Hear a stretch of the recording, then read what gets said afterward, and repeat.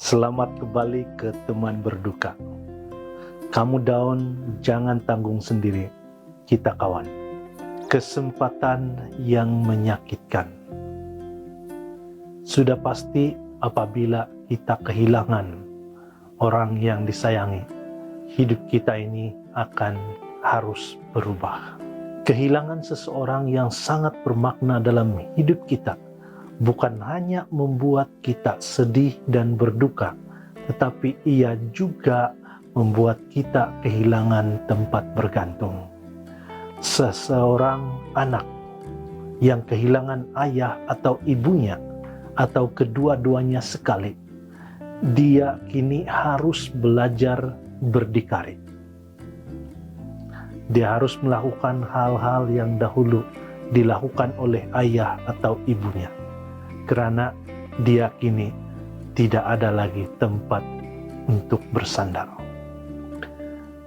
Ataupun seorang istri yang kehilangan suaminya, kini harus melakukan kerja-kerja yang biasanya dilakukan oleh suami. Mungkin seperti memandu kereta, menghantar anak-anak ke sekolah, dan sebagainya. Begitu juga dengan suami. Dia harus melakukan peranan istrinya jika dia kehilangan istrinya.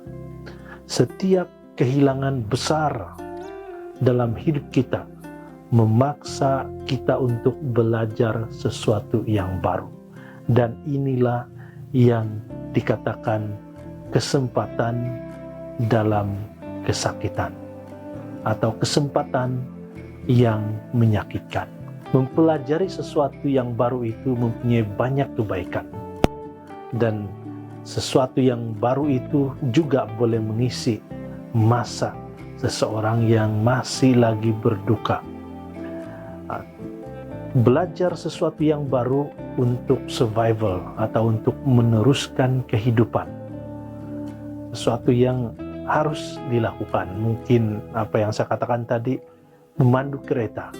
Kalau dahulu ada orang yang memandu untuk kamu, sekarang perlu memandu. Kalau sudah pandai memandu, mungkin itu lebih mudah. Tetapi kalau baru mau belajar, kamu terpaksa melakukannya karena kini kamu yang melakukan fungsi ataupun tugas yang dulu dilakukan oleh pasangan kamu. Belajar sesuatu yang baru mengisi pikiran kita dengan sesuatu yang berfaedah. Jadi kita tidaklah terlalu larut dalam perasaan sedih dan berduka itu. Belajar sesuatu yang baru membantu kita membina kembali keyakinan diri. Dan ini sangat betul. Apabila kita tahu sesuatu yang baru, apabila kita mempunyai pengetahuan yang atau kemahiran yang baru, confidence, level of confidence diri kita akan meningkat. Dan ini diperlukan dalam proses kesembuhan. Belajar sesuatu yang baru menolong kita untuk membuka lembaran baru dalam hidup kita. Dan itu sudah sangat terbukti.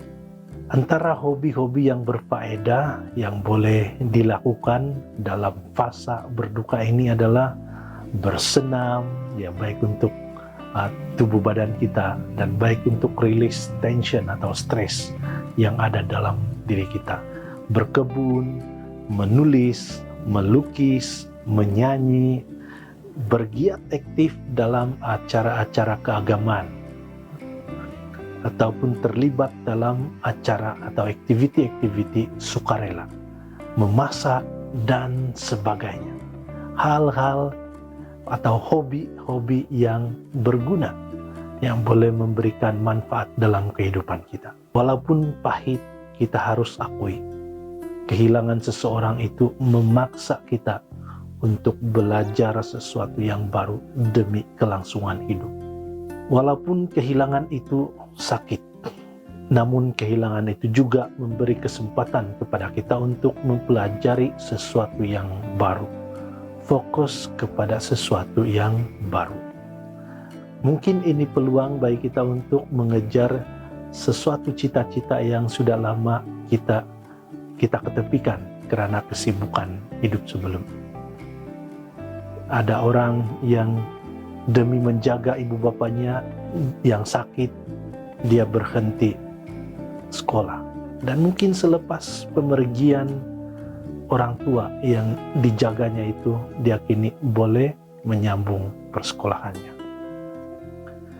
Kita menghargai orang yang kita sayangi itu dengan melakukan yang terbaik dalam hidup kita, bukannya dengan terus tenggelam dan larut dalam kesedihan dan duka.